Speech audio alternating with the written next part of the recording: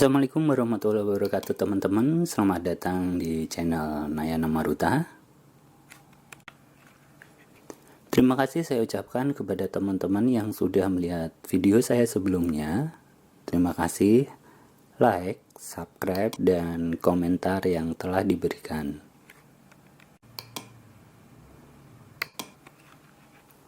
Konten video kali ini saya akan sharing tentang bagaimana merekam footage di pasar tradisional. Buat teman-teman yang belum subscribe, silahkan subscribe karena saya akan mengulas berbagai hal khususnya tentang footage di channel ini. Pasar dengan berbagai aktivitas perdagangan dan interaksi masyarakat adalah lokasi yang cocok untuk mengabadikan momen. Berbagai genre fotografi atau videografi pun bisa diterapkan di sana teman-teman. Mulai dari foto kebudayaan, human interest, street food, hingga street fotografi. Berada di pasar, semua orang bisa bebas berkreasi dengan kameranya. Nggak ada aturan atau kaidah khusus. Namun, memotret atau merekam momen di pasar perlu persiapan untuk memulainya teman-teman. Sebetulnya nggak semua pasar bisa dijadikan tempat berburu foto atau footage teman-teman. Akan lebih baik jika teman-teman memilih pasar yang punya karakter agar ada keunikan pada hasil karya teman-teman. Misalnya di pasar ada penjual jamu gendong atau suku khas di daerah tersebut, lebih etnik dan tentu lebih menarik. Atau di pasar yang para pedagangnya sudah nggak heran kalau ada orang motret atau merekam footage. Lalu pertanyaannya, kalau tidak ada yang masuk kriteria seperti itu bagaimana? Teman-teman bisa memilih pasar yang ada aja, dimanapun pasti ada momen yang menarik untuk dijadikan bahan motret atau footage. Saat memotret atau merekam gambar di pasar, teman-teman akan berhadapan dengan orang yang nggak dikenal dan lingkungan yang mungkin asing. Oleh karena itu, persiapkan diri jika terjadi sesuatu, hal apa yang harus dilakukan. Kalau hal itu terjadi, usahakan untuk tetap tenang. Teman-teman jangan tampak panik. Siapkan alasan dan jangan pelit untuk tersenyum.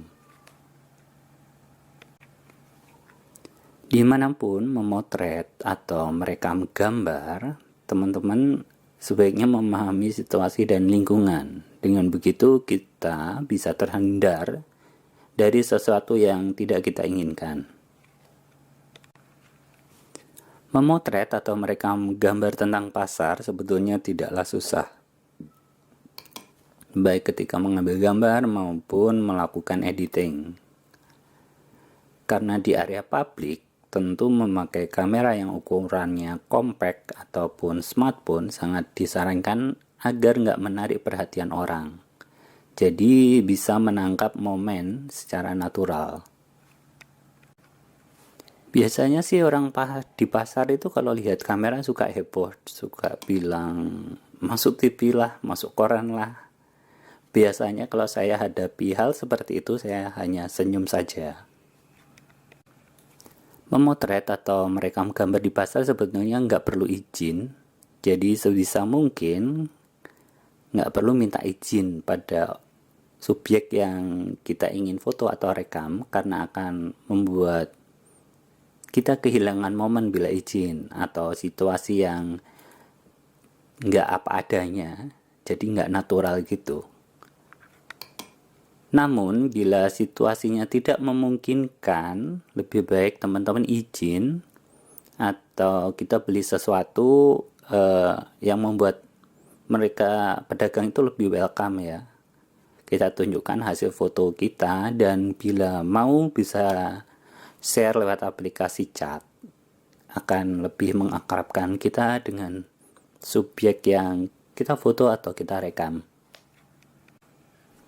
Dalam dunia fotografi atau videografi, ada satu situasi yang kerap disebut sebagai momen puncak, nggak terkecuali di pasar.